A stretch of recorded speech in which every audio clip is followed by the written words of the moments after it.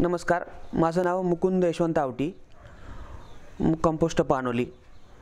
माझ्याकडे एकच गाय आहे। पानोली गावामध्ये थंब क्रिएटिव्ह आणि कमिन्स इंडिया यांचे गाय कशी सांभाळावी याविषयीचे प्रशिक्षण वर्ग चालू आहेत। पहिल्यापासून गाय कशी सांभाळायची हे मला माहिती होतं, म्हणून मी प्रशिक्षण वर्गाला कशाला जायचं म्हणून मी 4-5 प्रशिक्षण वर्गाला गेलोच नाही। आणि मला डॉक्टर थोरातांनी आग्रह केला की तू खरंच एकदा प्रशिक्षण वर्गाला जाऊन बस, मग तुला कळेल की खरंच किती माहिती आहे तुला यातली।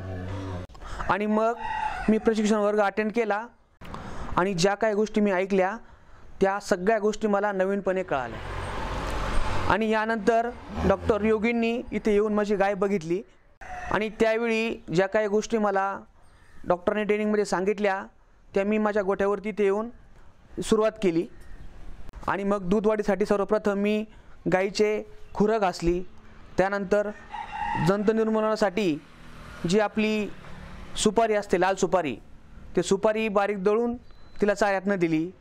त्याचप्रमाणे जो आपल्याकडे गुळवेल आहे, गुळवेल ही वनस्पती, गुळवेल वाटून खुराकातून दिला।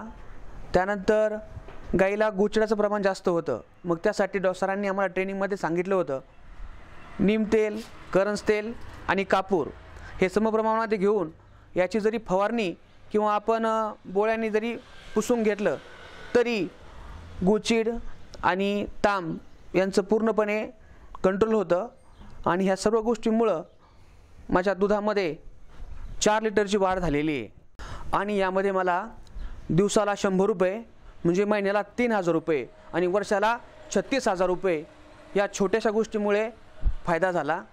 आणि जी गोष्ट मी टाळत होतो, मला सगळंच माहिती असं माझा समज होता, परंतु तिथे गेल्यावरती मला सगळं कळलं की भरपूर काही नव्याने शिकण्यासारखं आहे, भरपूर काही नॉलेज यातनं मिळतं आपल्याला।